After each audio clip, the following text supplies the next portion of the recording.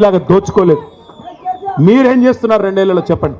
కేసీఆర్ గారు ఆ ప్రభుత్వం ఉన్నప్పుడు బ్రహ్మాండంగా రైతులకి నాట్లేసే టైంకి మీ ఫోన్లన్నీ టింగు టింగు టింగుమని మోగేది, రైతు బంధు మీ ఖాతాల్లో పడేది, వేల కోట్ల రూపాయలు మీ ఖాతాల్లోకి వచ్చేది.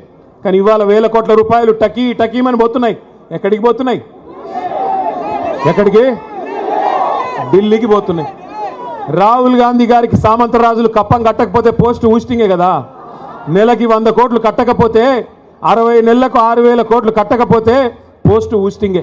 నెలకు ఒకసారి పోవాలి, కాళ్ళు మొక్కాలి, కప్పం కట్టాలి, పోస్టు భద్రంగా ఉందా లేదా చూసుకోవాలి. అది తప్ప ఏంది నువ్వు పీకింది అని అడుగుతా ఉన్నా రేవంత్ రెడ్డిని. 2 ఏళ్ళు బూతు మాటలు తప్ప ఏమన్నా ఒక్క మంచి పని ఎవరి కోసమన్నా ఒకరికని చేసింటే దయచేసి చెప్పమని నేను అడుగుతా ఉన్నా.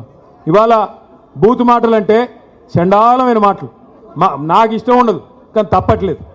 దరిద్రంగా ఆయన మాట్లాడుతుంటే మాకు ఎదురుగా ఉన్న మాకు రక్తం ఉడుకుతా ఉంది. సరే, కేసీఆర్ గారు తెలంగాణ తెచ్చిన నాయకుడు, దశాబ్దాల కళ నెరవేర్చిన నాయకుడు. ఇదే ఖమ్మం జిల్లాలో ఆనాడు 1968లో విద్యార్థుల ఉద్యోగుల ఆధ్వర్యంలో ప్రారంభమైన ఉద్యమానికి అల్టిమేట్గా లక్ష్యాన్ని చేర్చిన నాయకుడు కేసీఆర్ గారు. అట్లాగే 10 ఏళ్ళు ప్రజల చేత ఎన్నుకోబడ్డ ముఖ్యమంత్రి కేసీఆర్ గారు. తెలంగాణకు ఎన్నో అపురూపమైన అద్భుతమైన ప్రాజెక్టులు ఇచ్చినవాడు కేసీఆర్. తెలంగాణకి దేశ స్థాయిలో గౌరవం తెచ్చిపెట్టినవాడు కేసీఆర్. ఇవన్నీ కరెక్టే. మన పార్టీ అధ్యక్షుడిగా కూడా కేసీఆర్ కరెక్టే. కానీ ఇవన్నిటికి మించి మా నాన్న కదా. మరి మా నాన్నని ఇష్టం వచ్చినట్టంటే ఓ కొడుకుగా నా కోపం రాదా? నేను మాట్లాడుతుంటే అప్పుడప్పుడు మన పెద్దోళ్ళు చెప్తుంటారు, మన ఉపేంద్ర అన్న చెప్తుంటాడు అప్పుడప్పుడు, మీరెందుకు మాట్లాడుతున్నారు వాళ్ళలాగా దిగజారి అని. వాళ్ళలాగా దిగజారి మాట్లాడాలని నాకు లేదు. కానీ వాళ్ళు మాట్లాడుతున్న మాటలు వింటే రక్తం ఉడుకుతున్నది. ఏం అడుగుతున్నాం మనము? ఏమైందయ్యా? కౌలు రైతులకు డబ్బులు ఇస్తానంటివి, కౌలు రైతులకు రైతు బంధు అన్నావు కదా, 22 లక్షల మందికి ఉత్తరం రాస్తేవి కదా, కౌలు రైతుల పక్షాన్ని అడుగుతున్నా ఏది రైతు బంధు అంటే ఏమంటాడు? నీ లాగులో తొండలు వదులుతా అంటాడు. ఏమైందయ్యా? మహిళలకు ఇస్తానన్నా 2,500 అంటే నీ గుడ్లు వీకి గోటీలు ఆడతా అంటాడు. ఏమైందయ్యా? 2 లక్షల ఉద్యోగాలు మా తమ్ముళ్ళకి ఇస్తానంటివి కదా, మొదటి సంవత్సరంలోనే 2 లక్షల ఉద్యోగాలని అశోక్ నగర్ చౌరస్తాకొచ్చి నువ్వు నీ రాహుల్ గాంధీ సొల్లు కబుర్లు చెప్తిరు కదా, ఏమైనాయి 2 లక్షల ఉద్యోగాలంటే నీ పేగులు తీసి మెడలు వేసుకుంటా అంటాడు. ఏం చేయాలా? ఇట్లా మాట్లాడితే ఏమనాలా? తప్పట్లేదు. ఇంకా గౌరవం ఏంటంటే ఆయన ఏడుపోయిందో నాకు అర్థం కాదు. తెల్లారు లేస్తే ఆ ఫ్రస్ట్రేషన్ ఏందో నాకు అర్థం కాదు. ఆల్రెడీ అడ్డిమారి గుడ్డి దెబ్బలో వచ్చి ముఖ్యమంత్రి పదవిలో కూర్చున్నావు, పేమెంట్ కోటాలో సీటును కాపాడుకుంటున్నావు, హ్యాపీగా పని చేసుకో. తెల్లారు లేస్తే అరుపులు పెడబొబ్బలు, సెక్యూరిటీ వాళ్ళని కొడుతున్నాడు. ఈ మధ్యన చూస్తూ ఉన్నారేమో మీరు, ఆయనకి సెక్యూరిటీగా ఉండే పోలీసు వాళ్ళని కూడా కొడుతున్నాడు.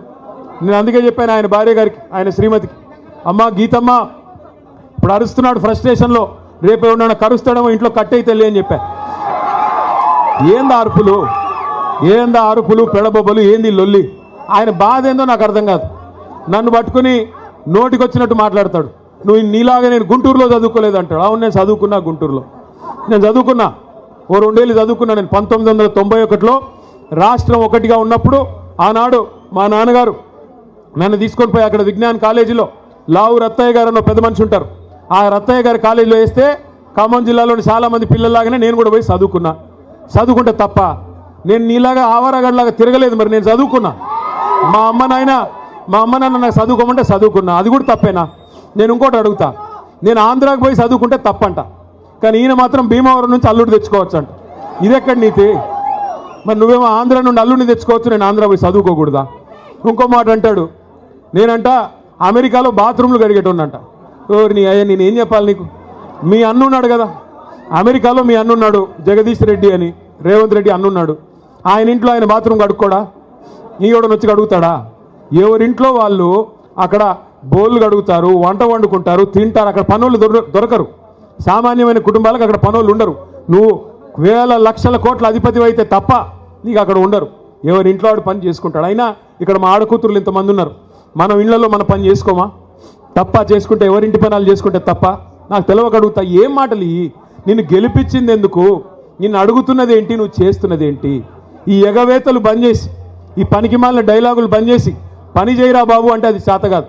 ఇక మీ జిల్లా మంత్రులు అయితే ఒక్కొక్కడికి మొక్కాల. ఒక ఆయన ఉన్నాడు రెవెన్యూ మంత్రి బాంబులేటి, ఇంకా దీపావళికి బాంబులు వెళ్తాయి చూడండి అన్నాడు. 2 దీపావళిలు పోయినాయి. బాంబులు ఎక్కడ పోయాయో నాకు తెలియదు. ఈయన గారు పోయి మాత్రం అదాని కాళ్ళు పట్టుకొని, మోడీ కాళ్ళు పట్టుకొని, ఆయన ఇంటి మీద ఈడీ రేడ్ అయితే మాత్రం కాళ్ళు పట్టుకొని మీ బీజేపీలో చేరుతాను, దండం పెడతాను, నా మీద కేసు పెట్టకండి అని చెప్పి సిగ్గు లేకుండా బీజేపీకి మోకరిల్లి ఇవాళ కేసు మాఫీ చేయించుకుంటా ఉన్నాడు. ఇక ఇక్కడ ఖమ్మంలో ఇంకో మంత్రి గారు, ఆయన మన కార్పొరేటర్లు ఇల్లు బిజీగా తిరుగుతూ ఉన్నాడు. కార్పొరేటర్ల ఇంటి చుట్టూ తిరుగుతూ ఇవాళ నేను ఇక్కడికి వస్తున్నా అంటే ఒక 3 కార్పొరేటర్లు వేసుకొని పోయి రేవంత్ రెడ్డి కాడ కూర్చోబెట్టిండట.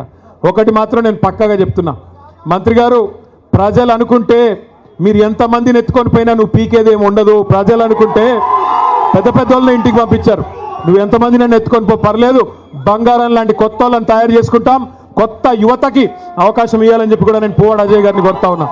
కొత్త వాళ్ళకి అవకాశం ఇవ్వండి. బంగారం లాంటి నాయకులు ఉన్నారు, మనకి చాకులు లాంటి పిల్లలు ఉన్నారు, అవకాశం ఇవ్వండి. వాళ్ళే మరి కొత్త కొత్త నాయకులుగా ఉద్భవిస్తారు. ఇవాళ నేను ఖమ్మానికి వస్తుంటే గర్వంగా అనిపించింది. ఎందుకు? ఎంటర్ అవుతా ఉంటే ఆ మున్నేరు రివర్ ఫ్రంట్ మన గవర్నమెంట్ ప్రారంభించి మంజూరు చేసిన రివర్ ఫ్రంట్ కనబడ్డది. కేబుల్ బ్రిడ్జి పనులు మనం ఉంటే ఈ పాటికి అయ్యిపోయేది. ఇంకా కూడా నత్తనడకన సాగుతుంటే ఆ బ్రిడ్జి మీద మొత్తం ట్రాఫిక్ జామ్ అయిపోయింది. ఆ తర్వాత కొద్దిగా ముందుకు వస్తే మన ప్రభుత్వంలో మనం వేసిన బ్రహ్మాండమైన రహదారుల విస్తరణ, డివైడర్లు, జంక్షన్లు అన్నీ కనబడ్డాయి. లక్కారం చెరువు ఎట్లా ఉండేది గతంలో కాంగ్రెస్ ప్రభుత్వం ఉన్నప్పుడు, తర్వాత బీఆర్ఎస్ వచ్చినాక ఎట్లా అయిందో నాకంటే బాగా మీకే తెలుసు. అట్లాగే కొత్త బస్ స్టాండ్ పక్కనే కొత్త కార్పొరేషను బిల్డింగు, కొత్త ఐటీ హబ్బు, మొత్తం ఖమ్మం రూపురేఖలు మార్చిన ఘనత పెద్దలు కేసీఆర్ గారిది తప్ప ఎవరు పడితే వాళ్ళది కాదు అనే మాట నేను మీకు విజ్ఞప్తి చేస్తా ఉన్నా. వాళ్ళ కొంతమంది చెప్పుకుంటా ఉన్నారు నేను చేశానంటే నేను చేశాను. తుమ్మల గారు చెప్తున్నారంట ఆయన హయాంలోనే జరిగింది. నేను అడుగుతా ఉన్న తుమ్మల గారు, 2014లో ఎక్కడున్నారు మీరు? ఓడిపోయి ఇంట్లో కూర్చుంటే మిత్రుడు కదా అని తీసుకొచ్చి కేసీఆర్ గారు మంత్రి చేసి మీకు బాధ్యత అప్పచెప్పారు. మీ కేసీఆర్ గారి నాయకత్వంలో 2014 తర్వాతనే ఖమ్మం రూపురేఖలు మారినాయి తప్ప అంతకుముందు మీరు చేసింది ఏమీ లేదు అనే మాట కూడా నేను గుర్తు చేస్తా ఉన్నా. దయచేసి నేను మిత్రుల్ని కోరుతా ఉన్నా, ఇవాళ పక్కనే ఉన్న డిప్యూటీ సీఎం కావచ్చు, ఇక్కడ ఉన్న ఈ 2 మంత్రులు కావచ్చు, రేపు ఖమ్మం కార్పొరేషన్ మీద పడతారు. వాళ్ళకి అర్థమైపోయింది సినిమా. మొన్న మీరు పంచాయతీ ఎన్నికల్లో ట్రైలర్ చూపెట్టేసరికి భయపడ్డారు. మా తమ్ముడు ఆర్మీ రవి అనే ఒక పిల్లగాడు ఉంటాడు. ఎక్కడున్నాడు ఆయన? ఎక్కడున్నా నిలబడి తమ్ముడులా చేయలేపు. ఆర్మీ రవి అనే ఒక తమ్ముడు ఉంటాడు. ఎక్కడ ఉన్నాడు? శుద్ధవాగు సర్పంచ్ గారు. సరే ఉన్నాడు, ఎక్కడ ఉన్నాడు? ఆ తమ్ముడికి నిజంగా నేను అభినందనలు చెప్తా ఉన్నా. నేను ఒక్కడికే చెప్తున్నా, ఏమనుకోవద్దు, చాలామంది పోరాటం చేసిన వాళ్ళు ఉన్నారు. కానీ తమ్ముడు మీద కేసులు పెట్టి జైలుకు పంపించాడు పొంగులేటి. పంపించాలని ప్రయత్నం చేస్తే ఆ తమ్ముడు మొన్న వాళ్ళ ఊరిలో సర్పంచ్కి పోటీ చేసి ఎన్ని ఓట్లతో గెలిచిండు? 135 ఓట్ల మెజారిటీతో పొంగులేటి అహంకారం మీద చావు దెబ్బ కొట్టి గెలిచొచ్చాడు. చిన్న గ్రామ పంచాయతీలో 135 ఓట్ల మెజారిటీ. వాళ్ళకి సినిమా అర్థమైపోయింది. మేజర్ గ్రామ పంచాయతీలు మనం గెలిచాం.